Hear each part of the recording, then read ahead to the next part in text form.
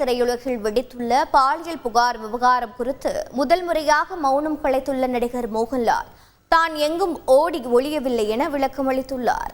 மலையாள திரையுலகம் எந்த வகையிலும் பாதிக்கப்படக்கூடாது என்பதில் தான் உறுதியாக இருப்பதாகவும் அவர் கூறியுள்ளார். செய்தியாளர்கள் சிவசபாபதி பிரசாத் வழங்கிய தகவல்கள் இவை.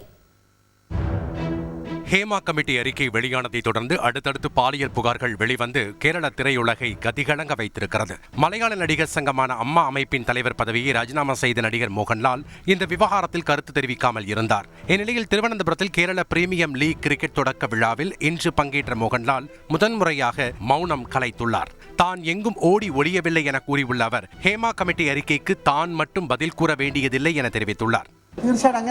நான் எங்கேயும் ஓடி ஒளியல. உடல்நிலை சரியில்லாமல் போனதுனால மருத்துவ சிகிச்சைக்கு போனேன். அடுத்தடுத்து குஜராத், பெங்களூரு, சென்னையில் தங்க வேண்டிய சூழல் இருந்தது. ஹேமா கமிட்டி அறிக்கை பற்றி நான் மட்டும் பதில் சொன்னால் சரி வராது. ஒட்டுமொத்த கேரளா சினிமாவும் இதற்கு பதில் சொல்லணும்.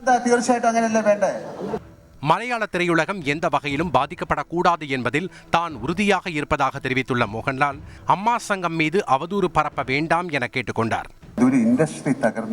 மலையாள சினிமா தகர்ந்து போறத நான் விரும்பல. கொஞ்சம் பொறுங்க, எல்லாத்துக்கும் தீர்வு கிடைக்கும். 2 மாசத்துல உண்மை வெளிச்சத்துக்கு வரும். மறுபடியும் இது மாதிரியான சம்பவங்கள் நடக்காம இருக்க நடவடிக்கை எடுக்கணும். நீதிபதி ஹேமா குழு அறிக்கையில் இடம்பெற்றுள்ள தகவல்கள் அதிர்ச்சி அளிப்பதாக கூறியுள்ள நடிகை அமலா பால் பாலியல் அத்துமீறலால் பாதிக்கப்பட்ட அனைத்து நடிகைகளுக்கும் நீதி கிடைக்க வேண்டும் என தெரிவித்துள்ளார். இதனிடையே மலையாள சினிமாவில் வயது வித்தியாசமின்றி பெண்களிடம் நடிகர்கள், தயாரிப்பாளர்கள் அத்துமீறியதாக நடிகை சாந்தி வில்லியம்ஸ் குற்றம் சாட்டியுள்ளார். மலையாள இண்டஸ்ட்ரியில் அந்த காலம் முதலே இந்த மாதிரி பிரச்சனைகள் பெண்களுக்கான பாலியல் தொல்லைகள், அட்ஜஸ்ட்மெண்ட்டுங்கிற விஷயம் இதெல்லாம் நிறையவே மலையாள இண்டஸ்ட்ரியில் இருந்தது.